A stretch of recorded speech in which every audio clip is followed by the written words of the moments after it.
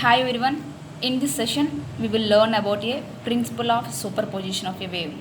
So the definition of principle of superposition is when two or more waves superimposed, the resultant displacement at any point is equal to the algebraic sum of displacements of all the waves. మళ్ళీ చెప్తున్నా, when two or more waves superimposed, the resultant displacement at any point is equal to the algebraic sum of displacements of all the waves. ఇక్కడ వైని మనం ఏమంటాం అంటే resultant displacement అంటాం. వైని ఏమంటాం? Resultant displacement. y1 plus y2 plus y3 are the sum of displacements of all the waves. Some of displacements of all the waves అంటే ఒక lake తీసుకుని ఒక స్టోన్ వేసినప్పుడు మనకి ఏమవుతుంది, మనకి రిపుల్స్ అనేవి ఫామ్ అవుతున్నాయి కదా ఇలాగా. సో నెక్స్ట్ మళ్ళీ ఏం చేద్దామంటే ఇంకొక స్టోన్ తీసుకుని మళ్ళీ వేస్తే ఏమవుతుంది, మళ్ళీ రిపుల్స్ అనేవి ఫామ్ అవుతుంది. అంటే ఇక్కడ ఏమవుతుంది, ఈ రిపుల్ ఏమవుతుంది, మనకి కంబైన్ అయిపోయి మనకు ఒక రిజల్టెంట్ వేవ్ని ఇస్తుంది. అదే చెప్తున్నాడు ఇక్కడ, the resultant wave at any point is equal to algebraic sum of displacement of all the waves అంటున్నాడు. సో మళ్ళీ చెప్తాను చూడండి. ఒక వేవ్ తీసుకోండి. when two or more waves అంటున్నాడు కాబట్టి నేను 2 waves తీసుకుంటున్నాను. ఈ 2 వేవ్స్ అనేవి ఏంటంటే మనకి ఇన్ ఫేజ్లో ఉన్నాయని అర్థం. ఇన్ ఫేజ్ అంటే ఏంటి? సో పార్టికల్స్ యొక్క పొజిషన్ కానీ బిహేవియర్ కానీ ఎలా ఉంటుంది, మనకి సేమ్గా ఉండడాన్ని మనం ఇన్ ఫేజ్ అంటాం. ఆ 2 వేవ్స్ ఏమంటాం, సూపర్ ఇంపోజ్ అంటాడు. సూపర్ ఇంపోజ్ అయినాయి కాబట్టి సో మనకు సూపర్ ఇంపోజ్ అవ్వడం వల్ల ఏమవుతుంది, రిజల్టెంట్ వేవ్ అనేది వస్తుంది. సో రిజల్టెంట్ వేవ్ ఎలా గీస్తాం, మనం ఇలా డ్రా చేస్తాం. ఓకే, సో ఈ వేవ్ యొక్క డిస్ప్లేస్మెంట్ ఈక్వేషన్ ఏమవుద్దంటే y is equal to A sine kx minus omega T. Same 2 waves అనేవి ఏంటి, సేమ్ వేవ్స్ కాబట్టి ఇన్ ఫేజ్లో ఉన్నాయి కాబట్టి దీని ఈక్వేషన్ కూడా ఏమవుతుంది, మనకి y is equal to A sine kx minus omega T superimpose అవుతుంది. అంటే ఏం చేయొచ్చు మనం, y is equal to y1 plus y2. Only 2 వేవ్స్ని తీసుకున్నాను కాబట్టి నేను y1 ప్లస్ y2 అంటున్నాను. అప్పుడు ఏమవుతుంది మనకి, so y is equal to y1 plus y2 అయితే సో y1 అంటే A sine kx minus omega T plus y2 అంటే again A sine kx minus omega T. అప్పుడు ఏమవుతుంది మనకి y is equal to 2a sine kx minus omega T అవుతుంది. So ఇక్కడ మీరు observe చేసినట్టయితే ఇక్కడ యాంప్లిట్యూడ్ ఏంటి, the maximum displacement is called amplitude. ఈ యొక్క యాంప్లిట్యూడ్తో పోల్చుకుంటే రిజల్టెంట్ డిస్ప్లేస్మెంట్ యాంప్లిట్యూడ్ ఏమైంది, మనకి ఇంక్రీజ్ అయింది. అంటే ఎప్పుడైతే 2 వేవ్స్ని మనం కంబైన్ చేస్తున్నామో యాంప్లిట్యూడ్ అనేది ఏమవుతుంది, ఇంక్రీజ్ అవుతుంది. యాంప్లిట్యూడ్ ఏమవుతుంది, ఇంక్రీజ్ అవుతుంది. ఇలా యాంప్లిట్యూడ్ ఇంక్రీజ్ అయితే దీన్ని ఏమంటామంటే మనం కన్స్ట్రక్టివ్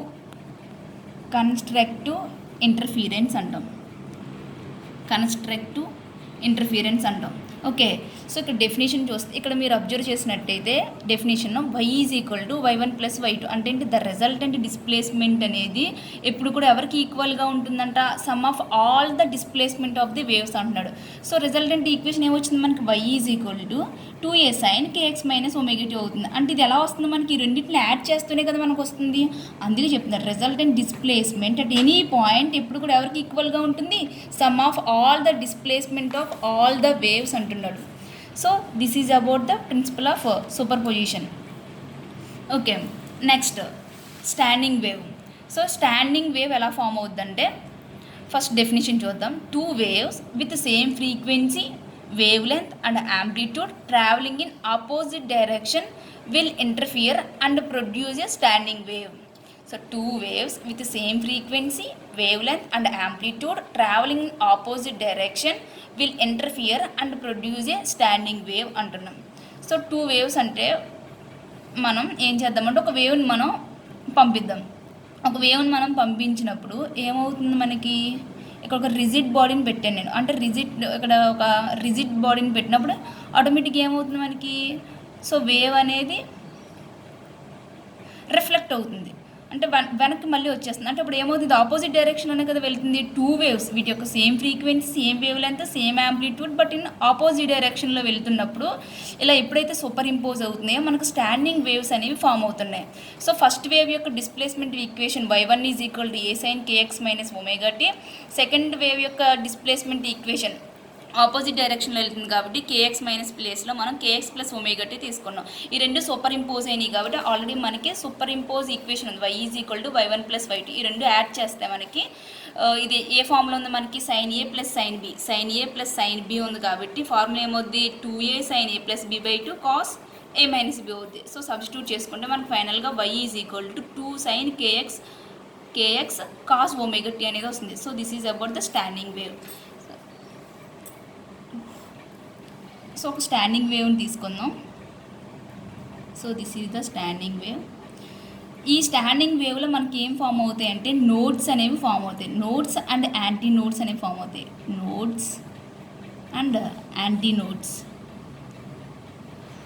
సో నోడ్స్ అంటే if the particle displacement is 0 then we can call it the nodes. అంటే ఇక్కడ పార్టికల్ యొక్క డిస్ప్లేస్మెంట్ ఏంటి, 0. ఇక్కడ ఏమైంది, మళ్ళీ పార్టికల్ యొక్క డిస్ప్లేస్మెంట్ మ్యాక్సిమం అయింది, మళ్ళీ ఇక్కడ పార్టికల్ డిస్ప్లేస్మెంట్ 0 అయింది, మళ్ళీ ఇక్కడ మ్యాక్సిమం అయింది. ఎక్కడైతే పార్టికల్ డిస్ప్లేస్మెంట్ అనేది 0 అవుతుందో దాన్ని మనం నోడ్ అంటాము. ఎక్కడైతే పార్టికల్ యొక్క డిస్ప్లేస్మెంట్ అనేది మ్యాక్సిమం అవుతుందో దీన్ని మనం యాంటీ నోడ్ అంటాము. సో స్టాండింగ్ వేవ్లో మనకి నోడ్స్ అండ్ యాంటీ నోడ్స్ అనేవి ఫామ్ అవుతున్నాయి. ఓకే, ఇప్పుడు ఏమవుద్ది, ఇక్కడ పార్టికల్ యొక్క డిస్ప్లేస్మెంట్ 0 అయింది కాబట్టి so this is the node and this is also node and this is the node. Anti node ఏమవుద్ది, పార్టికల్ యొక్క డిస్ప్లేస్మెంట్ మ్యాక్సిమం అయింది కాబట్టి ఇది యాంటీ నోడ్, ఇది కూడా anti node. So anti node ఇక్కడ మొత్తం మనకి 3 నోడ్స్ అండ్ 2 యాంటీ నోడ్స్ అనేవి ఫామ్ అయింది. సో దీని యొక్క మొత్తం వేవ్ లెంత్ లాంబ్డా అనుకుంటే సో ఇందులో సగం వేవ్ లెంత్ ఏమవుద్ది మనకి లాంబ్డా బై 2 అవుతుంది. అంటే the distance between the 2 nodes is lambda by 2. ఇందులో సగం తీసుకుంటే ఏమవుతుంది, మొత్తం డిస్ప్లేస్మెంట్ లాంబ్డా, ఇందులో సగం ఏమవుతుంది లాంబ్డా బై 2 అవుతుంది, మళ్ళీ ఇందులో సగం ఏమవుతుంది మనకి లాంబ్డా బై 4 అవుతుంది. అంటే the distance between the 2 nodes is lambda by 2, the distance between the 2 anti nodes is lambda by 2, the distance between the 1 node and 1 anti node is equal to lambda by 4. So these are the important. So this is about the standing wave.